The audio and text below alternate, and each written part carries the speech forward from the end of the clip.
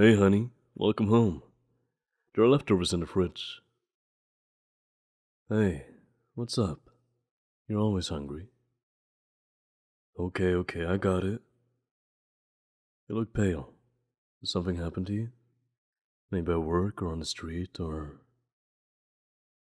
Alright, I won't push you then. We can talk it out tomorrow, once you've slept on it. I know how those sort of things can get you... Hey, come here. I have an idea. No way will I let you disappear into our bedroom to brood in isolation. Nothing good ever comes of that. Trust me. Well, I'm coming with you to the bedroom then. You can complain all you like, but I am your loving partner, and I share your worries. If, however, those worries cannot be shared as of now, I'll have to get creative.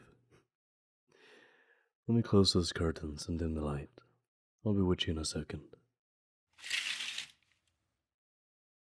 Now let's get on the bed.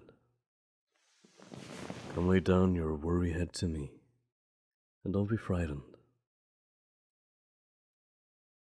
You know how I have gone through my old photo albums? The ones with my family? Most of it is organized and put away now, not a chaotic mess anymore. The childhood pictures, however, stirred a memory. Well, loads, but only one is relevant right now. It's one I had forgotten until thumbing through the pages. See, when I was very young, I had a constant worries. Also, they persisted through elementary school. Really, and every time my mother asked about it, I would blow her off. She didn't really ask about my foul mood, though. It was more of a physical concern. If my grades were bad, if I had eaten well, if the school lunch was bad, etc. Not that I wanted to hurt her, it's just... My family didn't really talk about feelings and stuff. Heck, still doesn't. I learned that from a young age, to keep my inner world to myself, no matter how much it hurt. Shush, I know that we've talked about it. That's not the point here, honey. What I had forgotten was a small gesture, though in hindsight, it must have cost my mother a lot to overcome her frigid nature.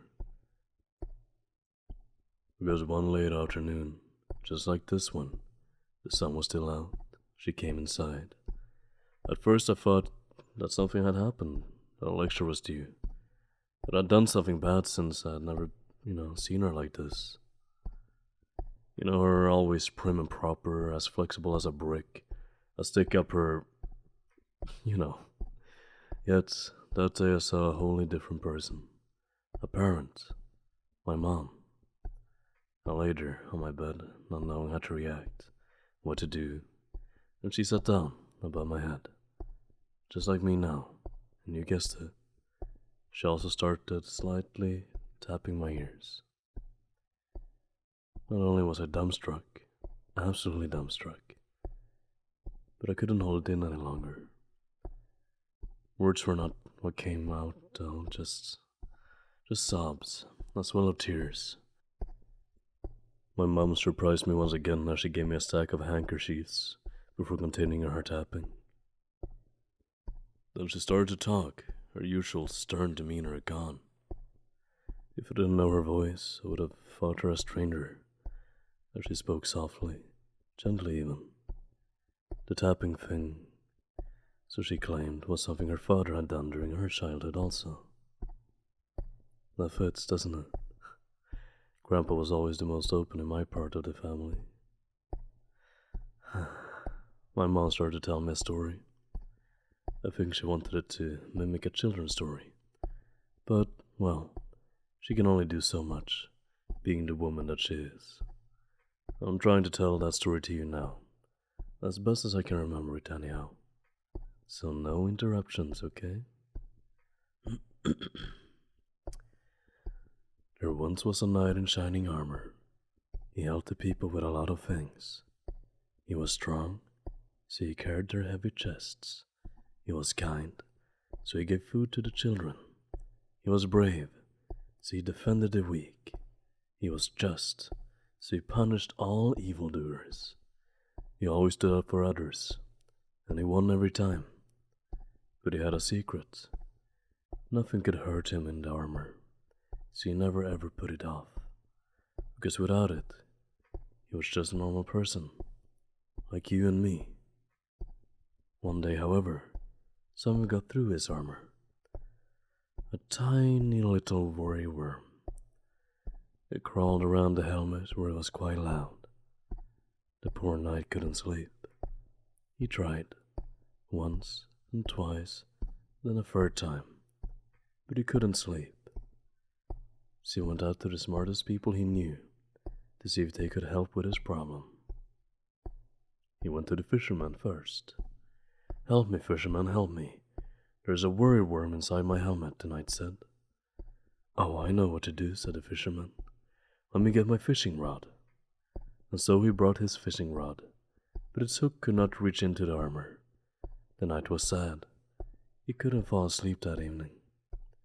2 worry bugs loudly scuttled into his armor. He went to the farmer second. "Help me, farmer, help me.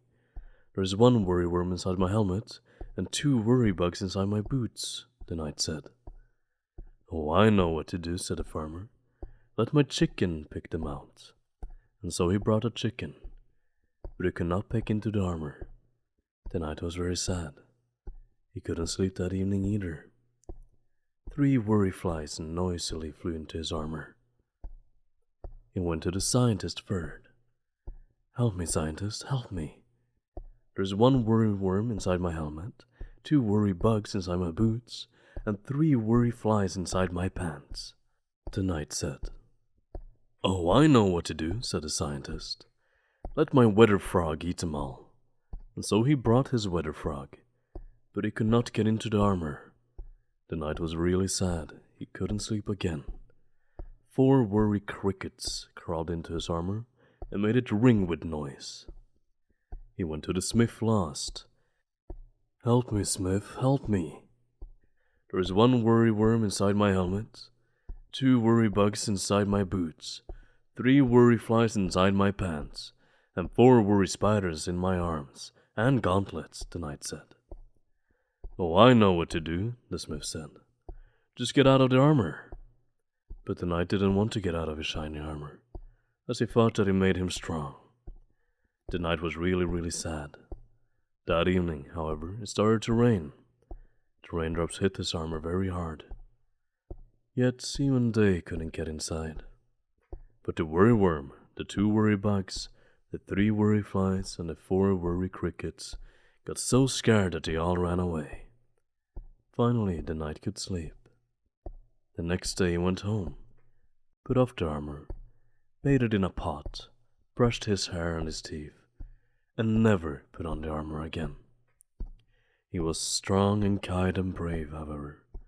It was not the armor helping carrying things, or giving out food, or helping the innocent. It was the man inside all along. So the people made him a king. Instead of his armor, he now wore a golden crown. He ruled his land fair and just. Everyone loved him for it. And every time he began to worry, it rained. And he slept a little better. The end. How was it?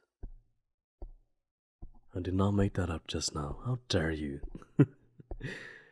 Well, the core of the story is mostly the same, from what I remember at least. I had to ad-lib, however, since those stories are from my childhood. Well, yes, there is no rain. That's why my fingers have to tap out all the worry worms, and worry bugs, and worry flies, and worry crickets. All those nasty worry critters that have settled in your mind. I even dim the light, so they can scuttle back into the dark where they belong. Do you think I should vacuum them all up? Oh, do tell. You mean that weird walking bird? The one that seems to constantly dance when looking for food. What was his name again? The American wood something or other. Oh yeah, seagulls do that too. I guess it's more common than I thought. What other animals imitate the rain then? What do you think? Wait, the worms don't associate those noises with rain? Wouldn't they all drown in their tunnels then? If they didn't come out, I mean. It's because of the moles. Wow. I had to look up that later. You better hope it's true though, because I'll never let you hear the end of it if your claims are false. If you have ruined one of my long lost childhood memories with faulty facts and logic, then I had to get back at you. Maybe with feathered dinosaurs or poor Pluto not being a planet. Yeah, that's right. See, you laughed. Tapping really does work. No more little worry bugs in your pretty head.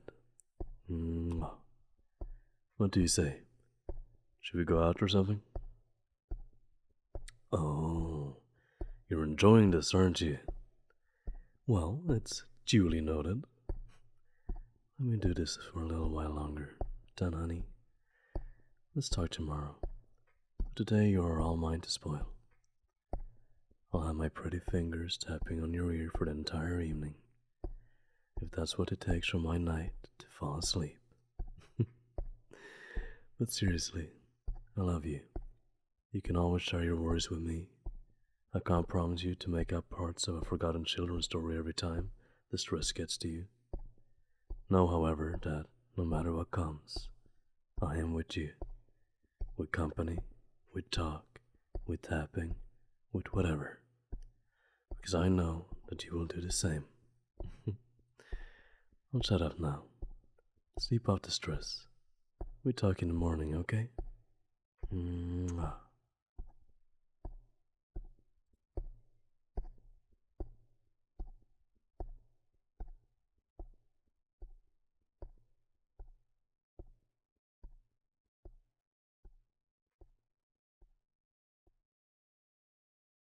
Thank you for listening to my audio today. I really appreciate you guys.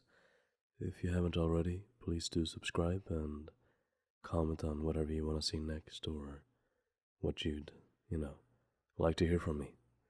I would love to just provide you guys with good content.